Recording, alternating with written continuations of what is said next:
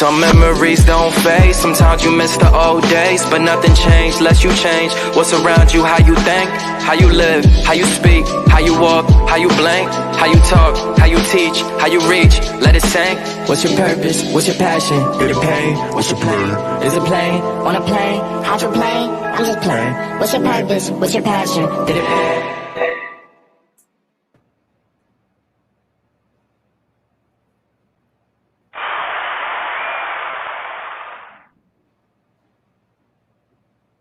We know the views expressed here is just our views. This is none other than the podcast that you never knew you needed. It is Plugged with Molly and Joe, the Mental Warriors. This is our last show of what we would consider our little preseason, if you will. You know, I guess people usually do a whole year or whatever, but we did a little 6 months out. Now we're gonna just do a little revamp. We're gonna do a little change of scenery. We're gonna try to give you a better show, if you will. I'm Molly, of course, Molly the voice. That's my boy Joe. I'm pointing the wrong way. There you go, Joe. On my, I don't know which side is looking at, but he's there. There goes my man Joe. Joe.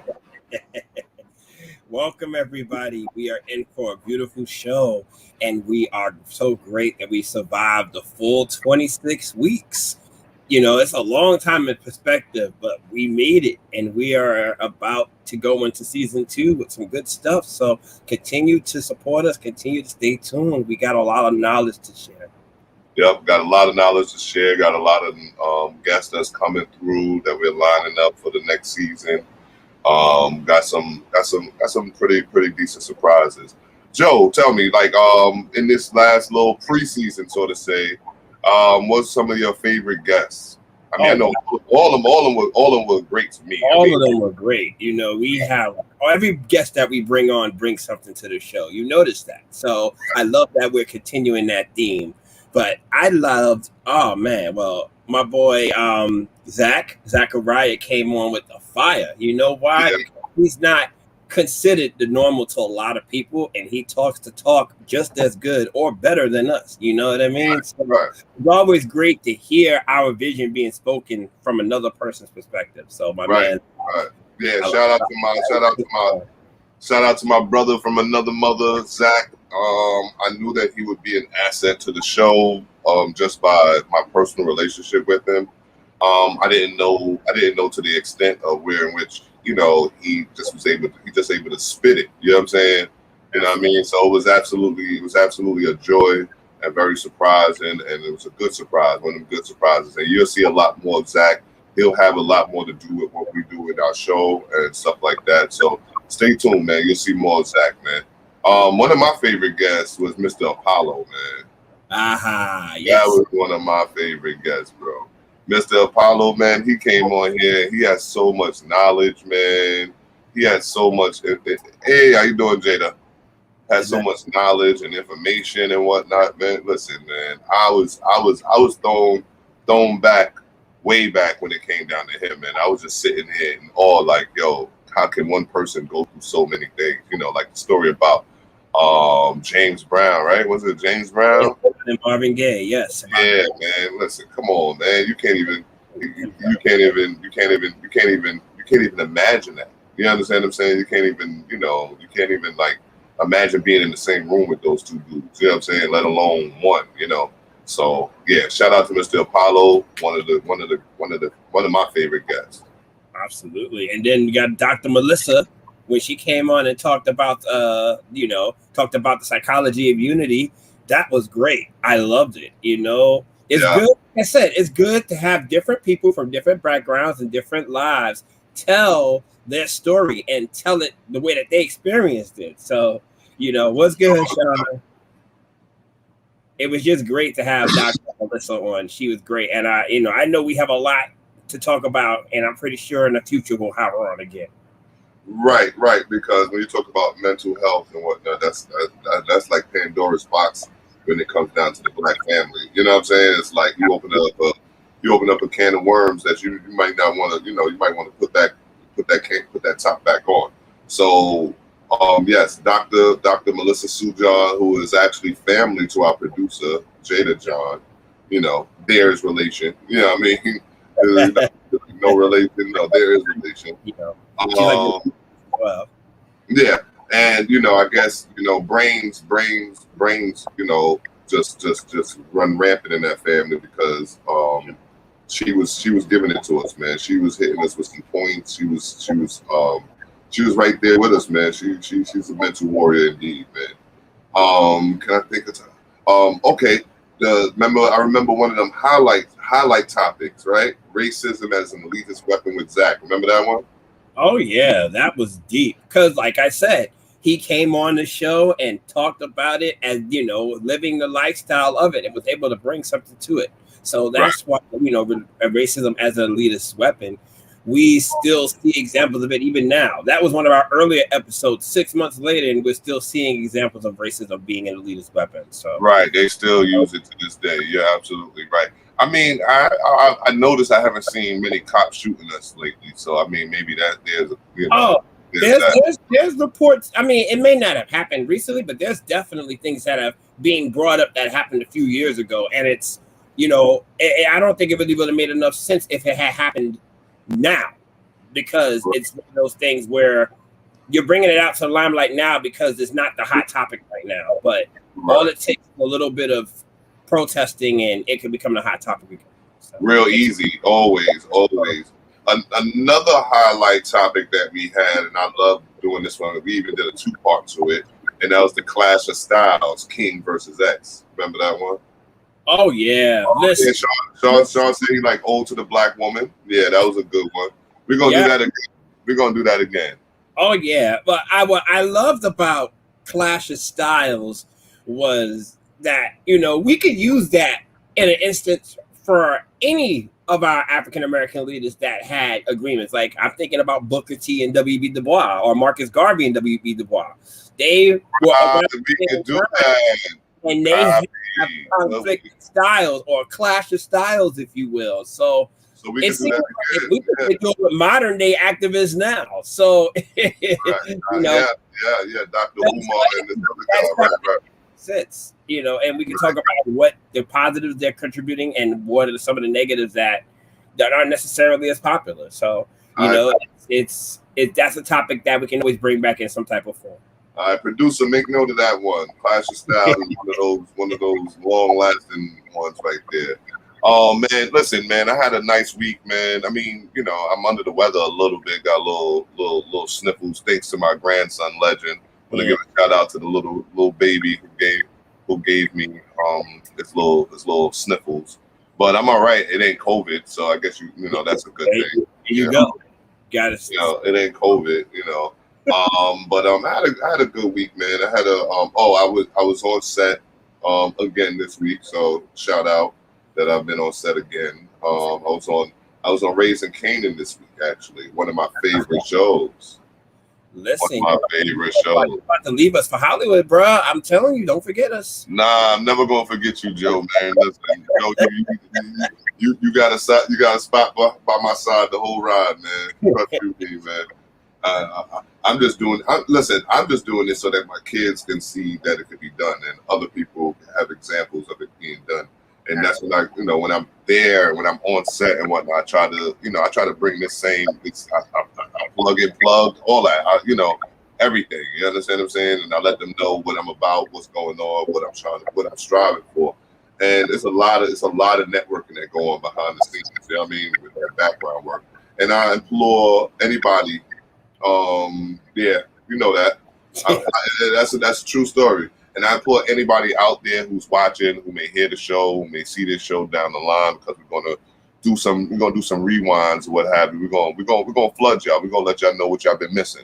And in that, go out there and get these opportunities that they just basically giving away. You understand what I'm saying? All you gotta do is throw a headshot out there, and they need people. Listen, I've just seen short, tall, fat, skinny, what you might consider ugly, what you might consider not good looking, whatever.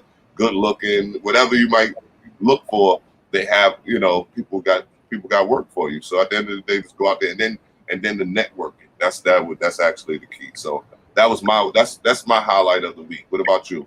Well, Alicia and I ran the 40. We biked the 40 mile New York City bike tour on Sunday.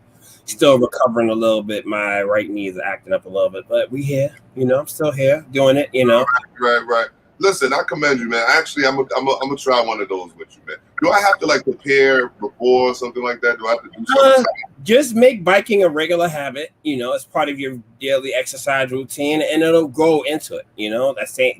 That's physical health and wellness. Like, the more you run, the more you bike, it becomes part of your regular lifestyle, and then you'll begin to test yourself and figure out how much you can and cannot do in one ride. So basically, you're telling me I ain't got it in me to do what y'all do. Okay. No.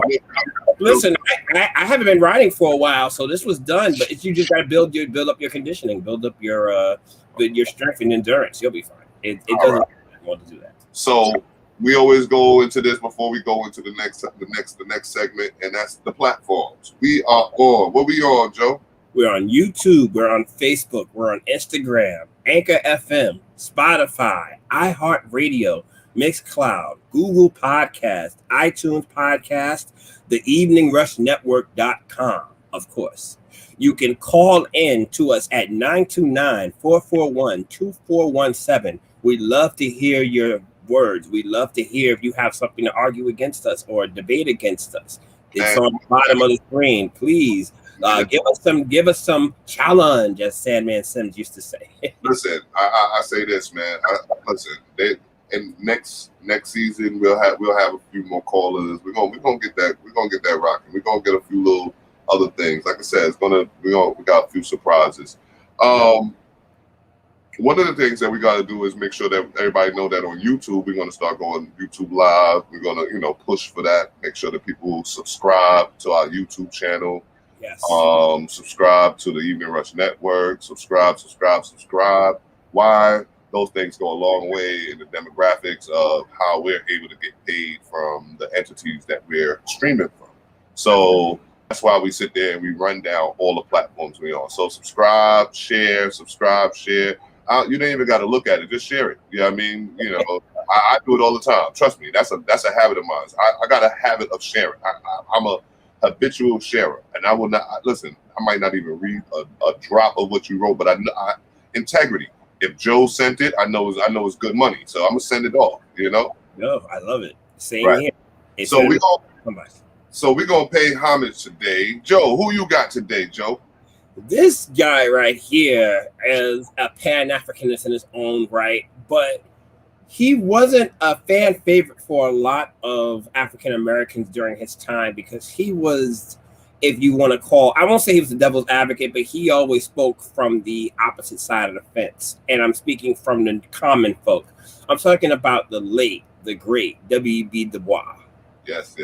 Yes, he was an African American sociologist, historian, civil rights activist, Pan-African writer and author. Start that over because you was drowned out by the applause. Okay. No problem. He was an African American sociologist, socialist, historian, civil rights activist, Pan-Africanist, writer, author, and editor. I believe he was also the first African American to earn a doctorate from Harvard University. During his time, you must understand where that's coming from. The reason why I say Du Bois was not well liked in his race was he argued against a lot of the common and popular African American leaders, the Booker T. Washingtons, the Marcus Garveys, because he spoke from a class aspect of African American, bourgeoisie, if you will. Right. So with the common black folk who wasn't there, they often argued against what he was saying. But what I will say about Du Bois is that he was able to break down all of the socialists of the black folk. His book, Souls of Black Folk, is one of my favorite books because it talks about the African American during that time in all aspects of life. And he brought that conversation alive and how to handle it. He began towards the end of his career. He actually moved to Africa as he got older and spent the latter years of his life in Africa and became a Pan-Africanist and understood the importance of those things. So homage to W.B. Du Bois for being one of the first to look at both sides of the coin and talk about this thing called life. Right. Yes, indeed. We will wait till after the class. Yo, listen, that was a great choice. Like you said, some of us couldn't relate to his cause because, like you said, he was on an elitist level of thinking, and it was nothing wrong with that because that just gave us a chance to dream bigger. I think you understand what I'm saying, and want more.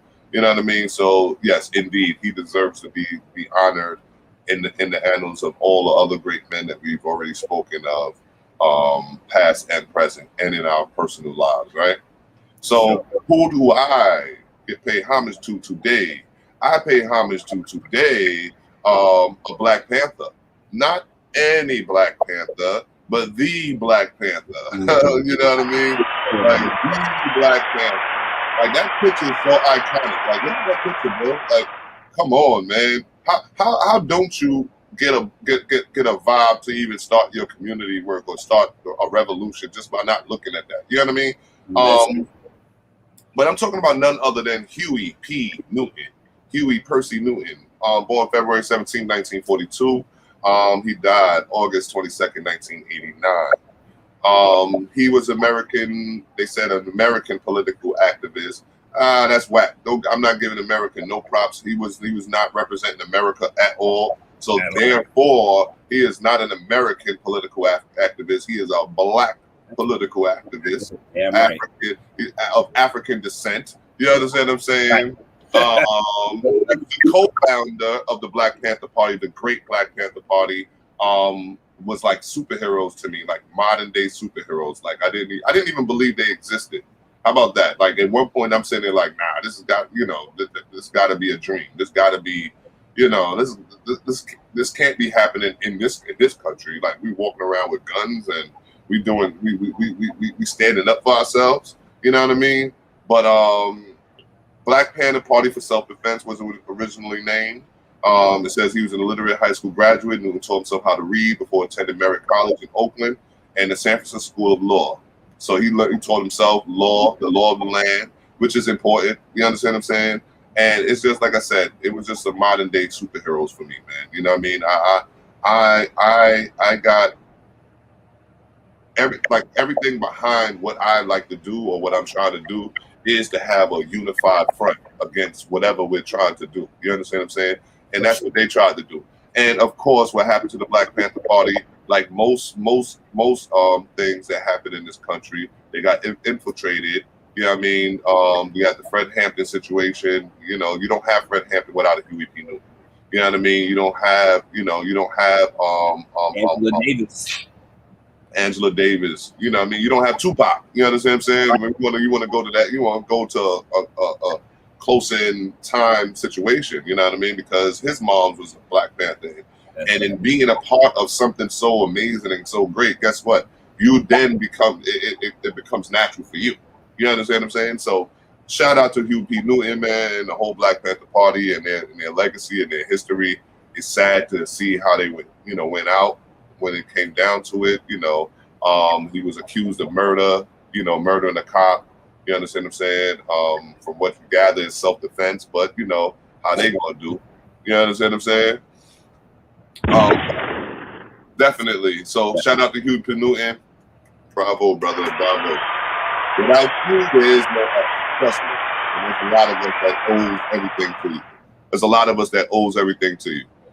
Yes. Assata Shakur, Tupac's mom. Yep. Exactly. Bobby Seale. Right.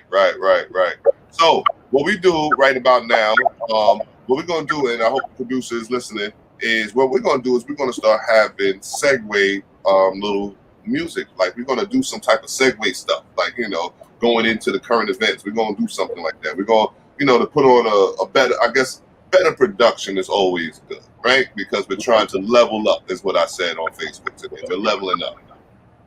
I didn't say you wouldn't, but what I did say, Current events. Nah, my producer is hard on us, man. Shout out to Dana John, producer extraordinaire. She be looking out for us, man. All right, current events, right? Let's go to our current events topic. Something I want to do with this and in the future meeting. 7 black men who were wrongly arrested. No, you know what, Joe, you hit this one because you brought this one up. This is an interesting. This was a case in Virginia back in 1951 where 7 black men were wrongly charged and arrested for a rape of a white woman. How often do we not hear that? They spent the last 70 years in jail, and they were just pardoned of it. So most of these kids would probably be in their 80s right now. Right. And the fact that they have to deal with things of that nature, that's I honestly I don't know how to feel about situations like that, because there are so many cases where the stuff is happening. And I don't, it's not right. You know, it's definitely not, it's not right to deal with. So when you see cases like this happening, it just goes to Emmett Till or other cases where you had somebody who was wronged or somebody who was mistrialed, and the fact that you have to wait, most of them probably should be dead by now, you know, looking at by that math. So it's post-pardoned, and they post-pardoned in a sense, right? Yeah, they're post-pardoned, but it's a post-pardon, but it's very bittersweet. Yeah, they shouldn't have been there in the first place. Yeah. When it came down, when you said it, right? Because I wasn't aware of it, and that's the reason why I love working with you, bro. Because I learned so much, and I get so much information that I probably would never come across. And you know, they were arrested for rape 70 years ago, and they just pardoned based on, I guess, evidence or what have you, based on they was that, you know, someone obviously was lying, right? Absolutely. And how long ago did they know this? You know what I mean? It goes to how long did they know that they could have pardoned these men a long time ago, because this evidence is not new evidence. It's just, you know, it's just something that they did. They threw away the key on us a lot of times back then. You know what I mean? And I hate to see these things because it's injustice to their lives, to their legacies. You know what I mean? Because they don't have kids, they don't have children, they don't. You know what I mean? They don't. They're not able to see the fruits of their labor in life. You know what I mean? So, like you said, they lost most of their living life, if any of them is alive today. Well, because 50 years ago, they had to be at least, all right, let's say, all right, for at least 10. Here's an update for you. Well, 4 of them were electrocuted in 1951, and 3 days later, the other 3 were killed. So this is postpartum. You know, this is, like I said, it's bittersweet because they're not around to tell this. You know, we have a lot of examples like this. Bro, you said they were gone in 50 something, in 50 in what? What year? It happened in 1949, but when they were electrocuted in 1951. So we're talking about 70 years. So it took 70 years for this information to come to the light and be expressed. Now, they weren't guilty. 70 years? Wow. They need to find that the men family, their extended family, and give them some bread or something. Their family need to sue or something, because this is crazy. They was gone 70 years for 70 years. The 70 years y'all talking about, they didn't even get old and die in jail. They got executed. They were executed. And this is the 50s. How about that? Remember that? Like people want to sit there and act like it's been so long ago. No, this is the 50s. You know what I mean? Like I know 70-year-old people. I know people 74, 75. You know what I'm saying? So at the end of the day, it's in our lifetime in that sense. You know what I mean? But yeah, man. And this next topic that we're gonna go into, man, it's bittersweet. You know, I'm glad it's happening. I'm glad it's going down. But the police officers who killed Elijah McCain in 2019 have been charged. Let's clap that up. Let's clap that up. Let's clap that up. Let's clap that up. You know, Colorado grand jury indicted 3 police officers and 2 paramedics in the 2019 death of Elijah McCain. a young black man who had been walking home when he was stopped by the police, put into a chokehold and injected with a powerful anesthetic. Yeah, I'm happy. I'm happy that they're seeking justice for the young man. I'm happy that they've been indicted. I'm happy that I'm just happy. I know you, Joe. I know what you're going to say. If they don't get no convictions, then it ain't nothing, right? Well, it's another one. At least this one only took 2 years and not 70. You know what I'm saying? Right. And, because we wouldn't have been alive if it took 70 years for them to come, and charge the officers. So right. I'm appreciative of that. But in this case, he wasn't even doing anything. Like he was just walking home. He was actually a victim. In cases where they say he needs to be compliable, or he needs to be calm, or not react to how the actions of authority. He didn't do any of those things. He was cool, calm, collected, and he still lost his life. Right. And then mind you, he's sitting there, and if you listen to the video, you listen to the recording, he's sitting there pleading and telling him he's not like that, and he's sorry and all this. It was just heartbreaking to hear this young man pleading for his life, and they wouldn't listen. They wouldn't comply to the fact that he was passive about what he was doing in the first place. He was explaining his situation, which was a real life situation, and that goes into the cops needing to learn some of the mental health cues. You understand what I'm saying? And be more sensitive to that. Because at the end of the day, just because you don't know about a particular issue that someone may be having, that okay, that means it doesn't exist. You know what I mean? And that was their fatal mistake that day, where they didn't respect his mental health issues. You know what I mean? And if it was an issue, he just got cold. That got cold. It's even been an issue. It might that's how he normally acts around people. So you can't even say it's an issue. One of the things that we talked about a few months ago, especially here in New York, is that a lot of police officers no longer reply to mental health cases anymore. They have a department for that, or they have an institute for that. But that I don't know how much that helps, because if the person is a volatile person, that wouldn't really help, because they would need some type of force there. But if the person was like Elijah McClain, that would be very helpful, because all they would have to do was talk to him and figure out what the issue was. So maybe in that instance, that would have helped at Elijah McClain. Right. Social Security is dwindling, and they say it will be unavailable by 2034. That's actually, and we could actually try to bank on being here then, as long as we want, right? Yeah. I would be 51 years old in 2034. So you're telling me if I decided to retire early, I wouldn't get Social Security.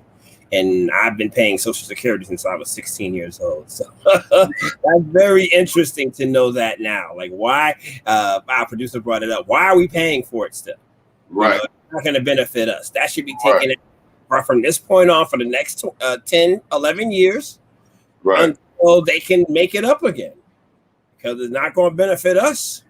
Not at all. Not one bit. Because like I said, get it out of here. Why am I paying it? Why am I paying it for 2034 or what have you, or anybody, or any of the youth should be mad to have to pay for it at all. It should be, I guess you should say, begin to pour that money into something else. I guess you'd say, like pour it into another cause, or another way of starting it over, I guess, in a sense, right? Like how is it dwindling if we're paying it? Like, I don't understand. Reparations? That'd be a great reparations. Yeah, you could go towards that. And then also, I guess because one,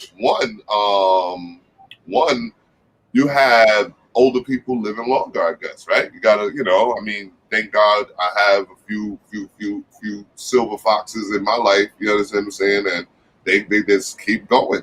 And that's one of the things that I guess allows Social Security to dwindle, is the fact that, it's supposed to have been a life expectancy going on, You understand? So Social Security dwindling, that's a big topic. Like I said, why pay it, right? That's the big thing. Like, at the end of the day, it's simple as that. Why pay it then, right? I don't feel like paying it. And last but not least, we had a situation where, well, you know what we're going to do real quick and come back to it, because this is the 30-minute mark, and this is when we have our break. We have a little words from the Evening Rush Network, and we'll get back and we're going to talk about Ida for a quick moment and get into our topic of the day, which is healthy habits for the Black family. That is healthy habits for the Black family. Looking to podcast shows and do not know where to start? The Evening Rush Network can help you with that. Call us at 929-441-2417 or email us at theeveningrushnetwork@gmail.com for dates and prices. We got you for all your podcast needs. The Evening Rush Network. Tune in, subscribe, and share.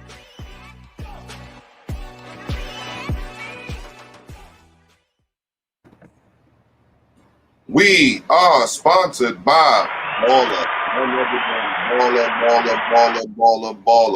Baller.org is where you go to get some after school programming for your children. Get them to learn some of these arts. Get them mentored by one of the greatest programs I've ever been a part of in my life. Instagram. We on Instagram at @PluggedMJ.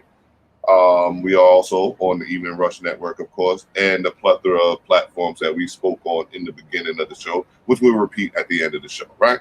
All right. So we're gonna move right ahead. And here in New York City, it's crazy. Hurricane Ida, the hurricane didn't hit. We actually had a hurricane. Excuse me.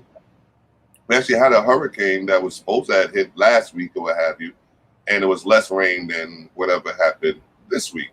And mind you, this was the residue of the hurricane itself. Like, this wasn't even like it passed by us. A whole hurricane passed by us.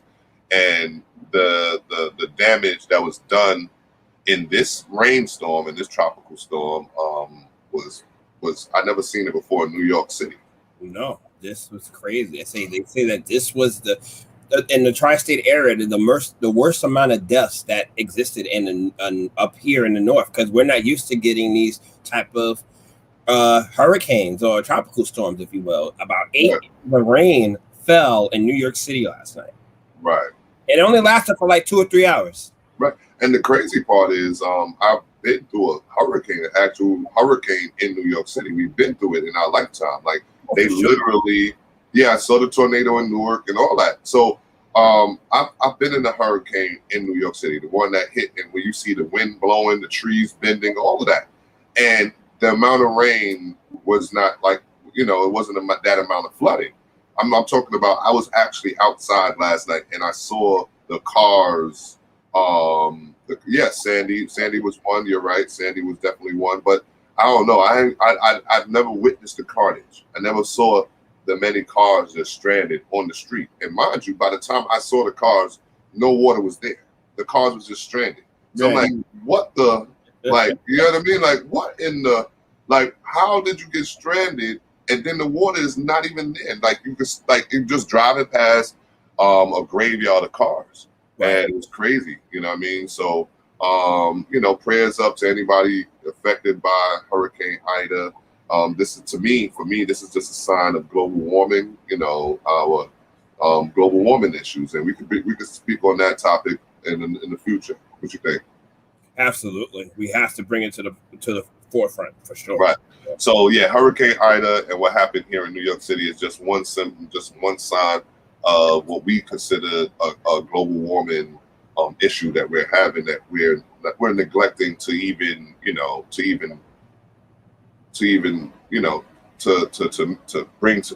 acknowledge, so to say.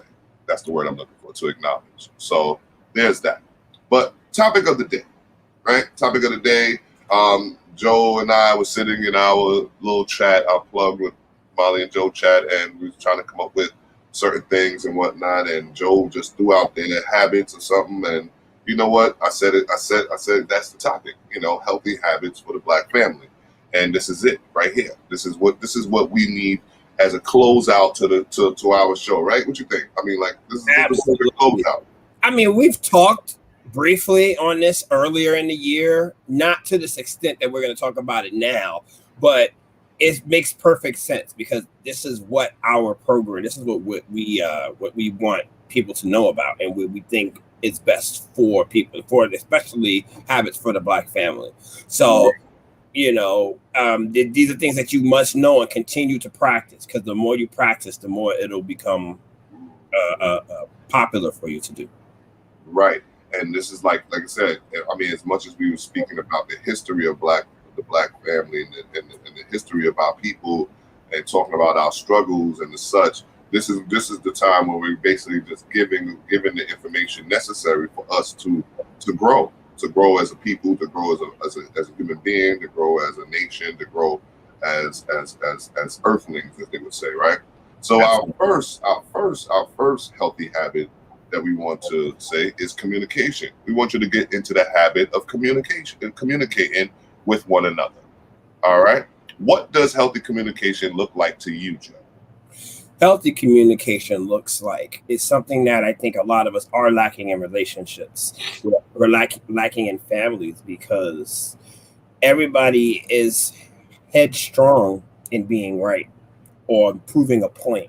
Right. And when you're communicating with somebody, you got to take the time to listen to each other and come to compromise about how to react to a situation. You may not always agree with what the other person is saying or what the family member is saying, but at least if you understand, or if you hear them, or if they hear you, it's easier to communicate, because you're not just blowing hot air, or if the person's not listening to you. So healthy communication on a daily basis.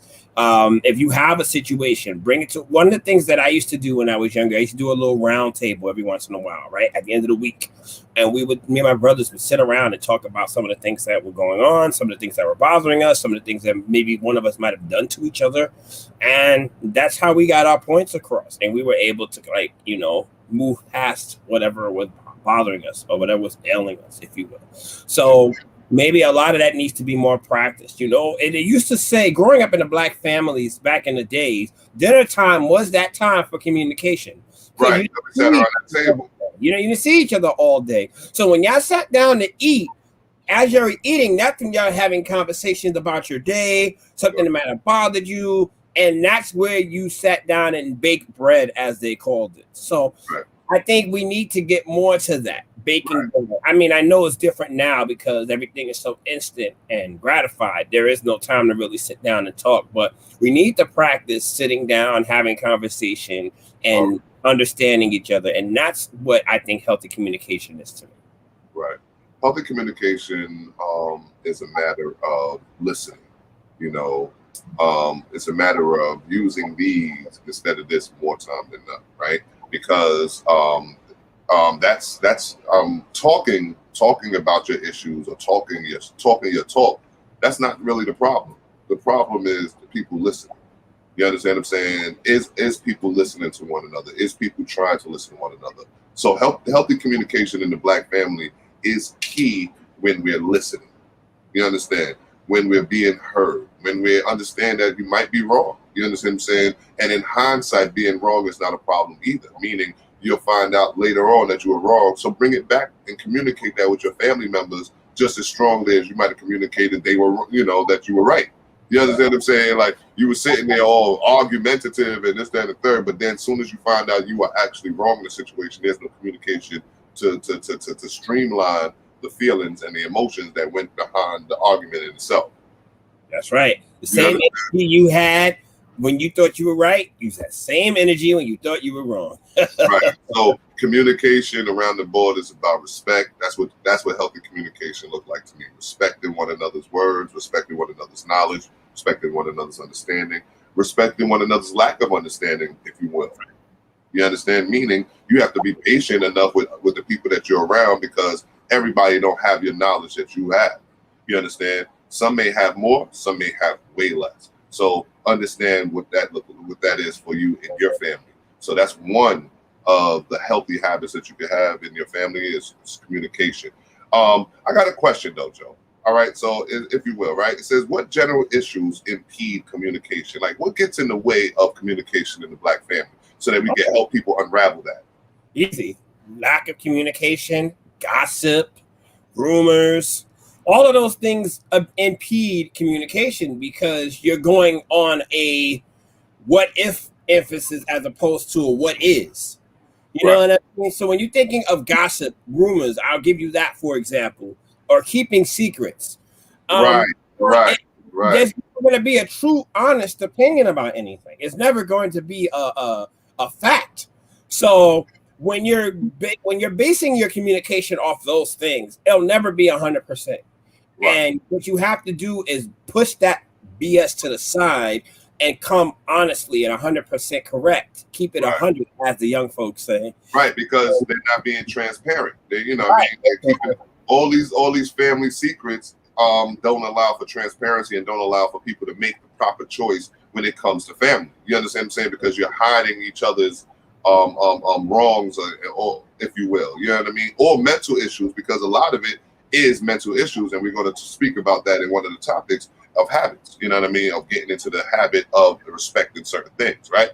So yeah, we keep the secrets going instead of being transparent as a family, instead of being open and honest as a family, instead of having those secrets as a family. Forget your spouse, what have you, because a lot of people look at that as the where you should draw the line in having those secrets. You can have secrets with your family. No, you don't have secrets with your kids. You know what I mean? And then mind you, if you have to have secrets with your kids, that means something is wrong there. Something you're doing is off. You know what I mean? If it has to be a secret to your children. So think about you when you have these secrets and not being transparent. You feel me? That's right. There's levels in transparency. Right, indeed.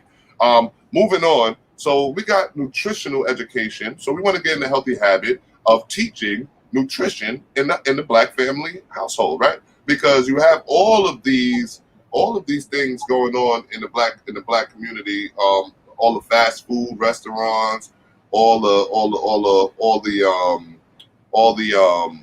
soul food. Because soul food, as good as it is, bro, it's a killer. You know what I mean? It's a killer, man. It leads to obesity. It leads to a lot of different things. You know what I mean?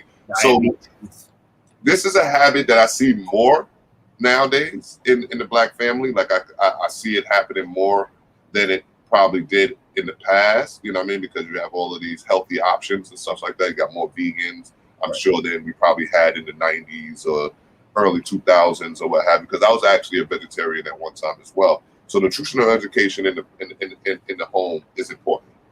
Well, let me tell you this way. Let's look at it this way, though. Look at, when you talk about soul food, like you said, it's not meant to be a meal day. Right. You know what I mean? And a lot of this is based on what they're brought up to eat. Now, if you give them healthier options and let them know of things that they can do to better themselves from food, it starts with the household. But then a lot of the parents or a lot of the people that's cooking the food can't afford otherwise. Right. So they have healthier options, but can they pay for these healthier options? If you go to a place like a Whole Foods where the food is, or Trader Joe's where the food is supposed to be affordable and you can't afford it, you can't obtain a healthy lifestyle. I say they gotta fight through it though, bro, because at the end of the day, the conditions that plague our community, such as diabetes, hypertension, heart failure, high blood pressure, all of those different things, bro, is plaguing us. Like we're killing ourselves off slowly, along with the cops, along with the system that we're under, and all those other things. You understand what I'm saying? So we're helping along the cause of getting rid of ourselves, and that's why they don't preach or want that to be in our community. That's the reason why you have a million fast food restaurants, and you do know that they have to get past the licensing and all that other stuff. Why is it so easy to do in the Black community?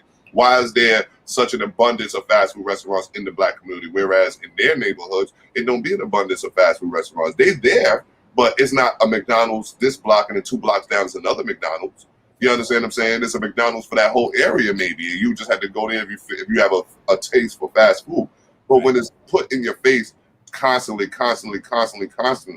listen, they have to fight through it and fight the urge to eat unhealthy. They have to. And one of the key parts is teaching the nutritional health from their youth. You understand what I'm saying? Because it's hard to get them out of habits that they're used to. You know what I mean? They love that grease. You know, what you think? Well, usually what happens is if someone is suffering from an issue and they're being told that, well, they have to try dieting or they have to be put on a nutrition plan, that's the way that they're forced to do it if an instance occurs. But we're teaching them from young, healthy habits, if you will. Right. These things that they'll eventually learn doing. They'll grow up doing it. Like my grandmother was a very strict person when it came to her meals. Yes, she's from the South. Yes, she cooked a lot of soul food, but she was also very strict in what we ate and how we ate. So a lot of the things that I eat now, I did not eat when I was young. And that same with me, bro. Like a lot of things I eat now, I did not eat when I was young. Actually, I ate much healthier when I was young. Yes. And that goes into my respect for nutritional education now. Whereas I know what to do, like coming down with a cold, I know exactly what to do. The black seed oil, the garlic, the oregano, and all this, you know, yeah. If they eat healthy when young, it becomes their norm. Meaning it becomes something part of my, like, I'm a habitual person that don't like to go out to eat. And that's because of how I was raised. You know what I mean? Because it was always looked upon as wrong then, but then I learned why I was so wrong. There's no nutrition to it. You know what I mean? So why would I go out to you know, why would I go out and trust someone else with my stomach, with my body, right? It's not meant to be an everyday thing. Fast food is not an everyday. It shouldn't be an everyday meal. Right. And I'm sitting here like, and I'm looking at my kids and I'm sitting there like, where did I go wrong? Because I know where I went wrong, because I think our generation of parenting and parents is easier on the children. You know what I mean? And you know, and a little more lax. Although I knew that, you know, the nutritional value to how they eat is off. You know, it's what it is, right? Because you're just trying to be Mr. Nice Guy sometimes, right? So, yeah, it's our fault. It's parents' fault as well, my fault as well. And these are some of the habits. And don't get it wrong. Some of these habits I have to incorporate in my household. So this is not something where I'm preaching. I'm not preaching to anybody. I'm talking to myself as well. I'm talking. You know what I mean? So at the end of the day, you know, understand this is no preach moment. You know what I mean? This is stuff that I'm sure Joe needs to incorporate in himself, right? Absolutely. This, you know, but that's what we need to learn. Like, right. We need to do these things in order to live. And we see prime examples of why we need to do it every day. Let's go to the next bullet point, though. Mental health care. We touched on it a little bit in communication, because that's something that's not communicated. So it's one of those untold secrets in the family, you know what I mean?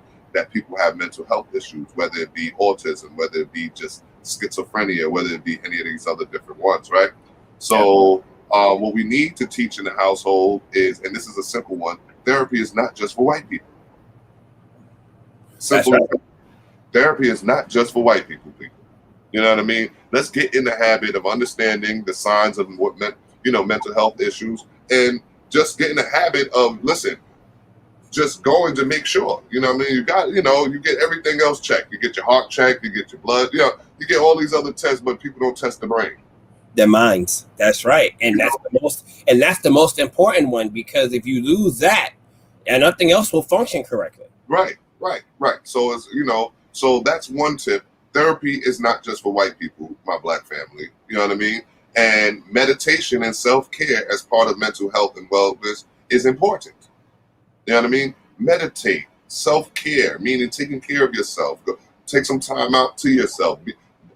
Enjoy being alone sometimes. And with, you know, you understand what I'm saying? And then in them times when you're having these crazy thoughts, make sure you reach out. That's why it says therapy is not just for white people. Well, let me, I know we said self-care, but let me also, being a person who's athletic, if you will, physical therapy is a part of healthcare as well. Okay. When I used to run, getting my 3-mile runs in, that was my form of therapy at the end of a long day. You know what I mean? Because you're working on the body. If you're going to a gym to work out or anything like that, that's a form of therapy as well, because you're getting your frustrations out. I won't say legally, but you're getting your frustrations out in a positive mind frame. So physical self-care is also part of the whole mental health and wellness. Right.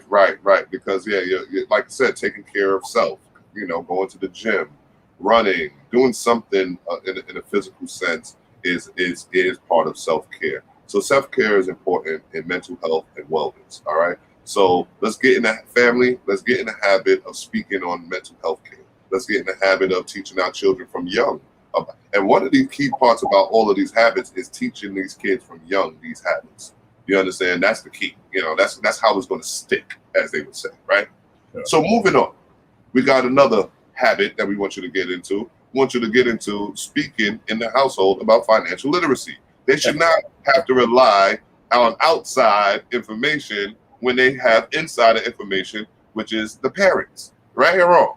Absolutely. Here's what I will say about that. When I was growing up, I didn't have an allowance.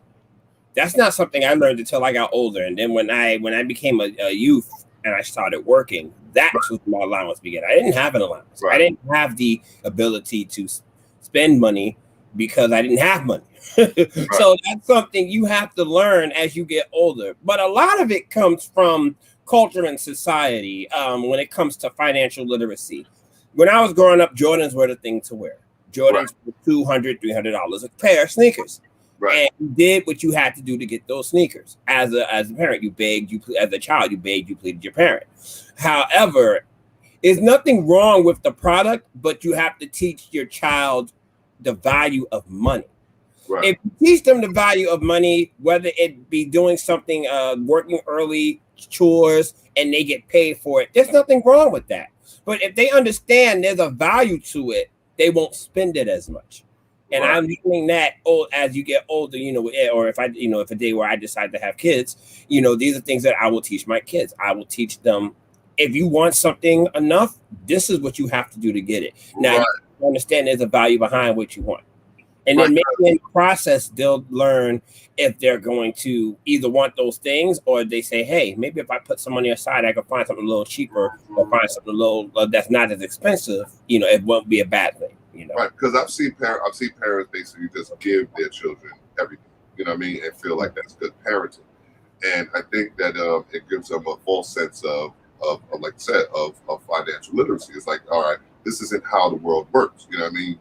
Out there in the real world, you work for what you get. You understand what I'm saying? So to teach your children that within the household, which is even with school, good grades and all of that, because when you go on these jobs, you're looking for a grade. You're looking for a grade at the end of the year, right? Because that grade will give you a raise or don't give you a raise. You know what I mean? Give you a promotion or don't give you a promotion, right? What's the difference in children in schooling? So I'm a proponent with children and rewarding them when they do good in school. A lot of parents be on it where they be like, oh, nah, why am I rewarding you for doing what you're supposed to do? That's life, because you're supposed to go to work and you're supposed to work hard. But the fact that you do it and you get graded and then you move up in the world, it's the same thing when you talk about schooling. And I'm talking about not just their school, I'm talking about at home schooling as well, because this is a lot of these things that we're talking about is things that we want you to teach at home. We want you to teach to your children and learn for yourself. You know what I mean? And learn for yourself. Learn financial literacy. Learn what is mental, because a lot of the adults need some of this information as well. You know what I mean? Need to learn how to do these things as well. So we're not just pointing it at the children. The adults need it as well. And so how do we begin teaching budgeting, saving, interest, and investing? Well, offer more programs to those who don't have it. There are some programs. There are some programs. There are some opportunities, but I don't think there's enough in the community. It's not promoted enough. And what I mean by that, being promoted, more of the spending is being promoted. Yes, promotion for entrepreneurship. There's promotion for getting money, but there's no promotion for that's the key, because financial literacy isn't just about getting money. Financial literacy is about keeping the money and keeping what you got, right? So, and then, like I said, that's where investments and the such comes into play. That is a key point that you made there, because a lot of people are so focused on the entrepreneur side of it, like where I'm going to make my money, I'm going to do this, I'm going to be successful in doing that, and not realizing that how do you keep it? And that's the key. You know what I mean? So I got a question for you, right? What impact does this lack of knowledge have on our community? Real quick. Well, we see it. We see it was happening now. I mean, other communities are thriving internally, they're surviving internally, and we are constantly at wits with each other because of what we have and what we don't have. We're the only community in this country, in this world, that's not united because of the lack of understanding of the value of money. Right.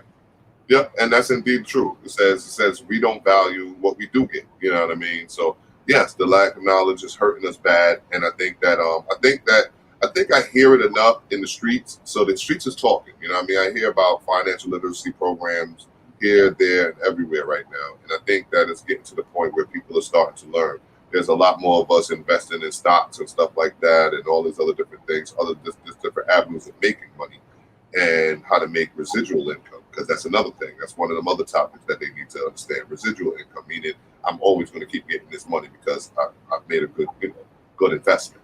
That's so right. Our next point is educational alternatives. This is another habit that we have to plug into our Black families, because a lot of times we're plugged into our families that, you got to do 12 years of school, or pre-K, because it's like 13, 14 years of school, and then you go to college, then you graduate college, and you get a job, and it's just the monotony of it all, right? Educational alternatives is a matter of, right, you're silly. Baller, yeah, we try to teach financial literacy, definitely at Baller, and we trying to do a lot of different things to shake up our community. You're giving an alternative from regular education, Right. So is college for everyone? No. What you say, Joe? I totally agree. I come from a scenario where most of my family didn't go to college, maybe for a year or two, but they didn't graduate. But they've been able to survive. They've been able to strive. They've been able to deal with life because of the everyday values that was taught amongst them. Not sit here and say that college is a bad thing, because it absolutely is not. But what you need to do is understand the value of education. Speaking as an educator myself, understanding the value of education. Now, if it's a goal or a particular dream that you have, don't let the difficulty deter you. I remember when I was a kid, I used to always want to become a United States Supreme Court justice, because Thurgood Marshall was my idol when I was growing up. So the fact that I learned about what he had to do to become it, that scared me. That made me feel like, wow, all of that to become what you are. And I mean, I won't necessarily say that's not where I am now, but I understand the value of a good education as well. Right. It has its benefits. If you, from a systemic point of view, it has its benefits. If this is what you have to go through to get a good living and to obtain yourself, and that's the key. It's a matter of education. It's a matter of education itself. Like you said, college or high school or junior high, or what have you. I've seen people not successful. I've seen people that graduated college and not be successful. I've seen people drop out of junior high school and be successful. So it's a matter of education and what you're teaching yourself. You know what I mean? You're an advocate, Jada. Shout out to you. You're an advocate for college, understandable. And that's what we said. We said college is not for everyone. It might have been for you, but it wasn't for everyone, and it's not for everyone. And this is something we got to get out of the way of teaching in our home. Whereas they sit there and seem to look down on those who look for a different avenue in life. You know what I mean? Whether they go to trade schools, that's the alternative here, right? Going to trade schools, going to, doing online classes, whatever it might be that they're gaining their education, it should not be shunned upon. You understand what I'm saying? And that's the key to having that healthy habit in the Black home, is understanding that education is not a thing of just, it's by the systems way of doing it. It's not a 1 through 12 thing, go to college for 4 years, then if you want a doctorate, you go to do that, this, that, and third, and that's the only way. Yes, it impacts earning potential and all that other stuff, but I also see dudes that don't do none of that, and they earn 6 figures a year, you know what I mean, in construction, in the different levels of trade, right? Next question is, should we push higher education and in what forms? Of course we should push higher education. What you think, Joe? Well, yes, we should definitely push. Here's the thing that I grew up. There's lack of our own on those levels. We have a lot, but I think most people from most communities don't have a lot of people who are at that level of education, someone that they can relate to. If they see more of it, it'll be more something that people will be attracted to. Yeah, okay.